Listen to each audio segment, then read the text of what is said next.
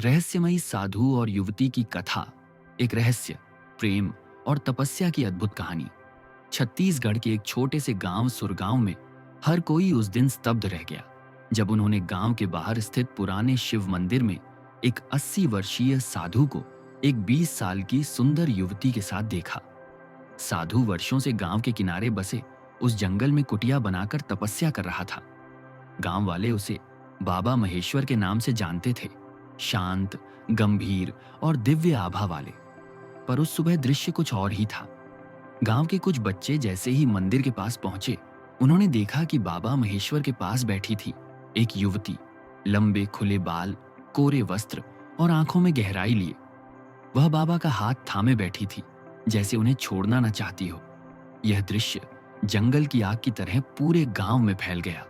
सब हैरान थे। क्या यह प्रेम था या किसी तांत्रिक साधना का हिस्सा? क्या यह युवती बाबा की कोई साधिका थी? अतीत का रहस्य बाबा महेश्वर का असली नाम विक्रम था। वर्षों पहले वह एक सामान्य युवक था, विद्वान, सुंदर और तेजस्वी। उसके गांव में एक युवती रहती थी, संध्या, जिससे वह बहुत प्रेम करता था। दोनों ने साथ जीने मरने की कस्में खाई थीं, पर उस प्रेम कहानी का अंत भयावह था। गांव में आए एक तांत्रिक ने संध्या पर बुरी नजर डाली और विक्रम के विरुद्ध षड्यंत्र रचा। लोगों ने विक्रम को दोषी ठहराकर गांव से निकाल दिया। संध्या ने विरोध किया, पर उसकी बात किसी ने नहीं सुनी। अंततः संध्या ने आत्महत्या कर ली। इस त्रासदी ने विक्रम को तोड़ दिया। उसने सांसारिक जीवन त्याग दिया और तपस्या में लीन हो गया। वर्षों की साधना के बाद वह बाबा महेश्वर बन गया, एक सिद्ध साधु। रहस्यमयी युवती वह युवती जिसे गांव वालों ने मंदिर में देखा, कोई साधारण लड़की नहीं थी। उसका नाम आर्या था।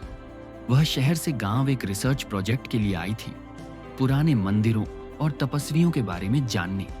उसने बाबा महेश्वर के बारे में सुना और उनसे मिलने की जिज्ञासा हुई। पर पहली ही भेंट में कुछ अजीब घटा। जब आर्या ने बाबा से आंखें मिलाईं, तो उसे एक झटका लगा। उसकी आंखों के सामने एक दृश्य उभरा। एक युवती सफेद साड़ी में नदी किनारे बैठी रो रही थी और एक युवक को पुकार रही थी। दृश्य क्षण भर में गायब हो गया, पर आर्या सिहर उठी। उस रात उसे सपना आया जिसमें उसने खुद को उसी युवती के रूप में देखा और बाबा को विक्रम कहकर पुकारा। जन्मों का बंधन। बाबा महेश्वर ने जब आर्या को देखा तो एक क्षण के लिए उसके मन में कंपन हुआ। उसकी आंखों के सामने संध्या की छवि उभर आई। पहली बार बाबा की साधना डगमगाई। वर्षों से जिसकी याद को वह भुला नहीं पाया था, वह युवती किसी और रूप में फिर से सामने खड़ी थी। अगले कुछ दिनों में आर्या बाबा के पास आती रही, बातचीत होती रही। गांव वाले ये सब देख रहे थे। अफवाहें फैलने लगीं। कोई कहता यह बाबा की प्रेमिका है, कोई कहता कोई साधिका है जो तांत्रिक साधना कर रही है। कुछ लोगों ने तो यह तक कह दिया कि बाबा ने काले जादू से लड़की को वश में कर लिया है। एक दिन आर्या ने बाबा से पूछा, आपके साथ ऐसा क्या है जो मेरे सपनों में मुझे आपके पुराने जीवन की झलक दिखती है? क्या मैं कोई पूर्व जन्म की संध्या हूं? बाबा की आंखों से आंसू बह निकले। उन्होंने सारी कहानी बता दी। संध्या का प्रेम, गांव से निर्वासन और उसकी मृत्यु। आर्या सुनकर सन्न रह गई। उसकी आंखों से भी अश्रु बहने लगे। दोनों ने एक दूसरे को देखा और एक अजीब शांति का अनुभव हुआ। अंतिम दिन गांव में यह खबर फैल गई कि बाबा और युवती प्रेम में हैं। कुछ लोगों ने विरोध किया, कुछ ने समर्थन, पर बाबा ने गांव को बुलाकर एक दिन सभी के सामने कहा, यह युवती मेरी प्रेमिका नहीं, न कोई साधिका है। मेरी अधूरी आत्मा का पुनर्जन्म है। ईश्वर ने इसे मेरे सामने फिर भेजा है ताकि मेरा तप पूर्ण हो।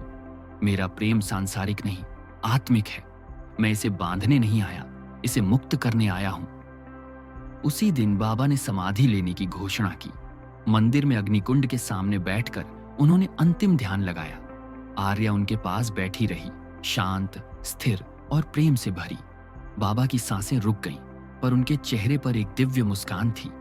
अंत या आरंभ?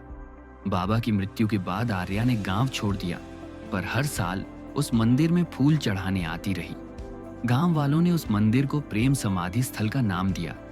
कई लोगों का मानना है कि आज भी पूर्णिमा की रात मंदिर में एक युवती और वृद्ध तपस्वी की आकृति दिखाई देती है, जैसे प्रेम और तपस्या फिर से मिल गए हों। यह कहानी सिखाती है कि प्रेम सिर्फ शरीर का नहीं होता, आत्मा का भी होता है। कुछ प्रेम जन्मों तक चलते हैं, चुपचाप, बिना किसी शोर के, बस एक स्पर्श, एक दृष्टि और एक आत्मा की पुकार में। ऐसे ही दिलचस्प कहानी सुनाने के लिए चैनल को लाइक और सब्सक्राइब करें।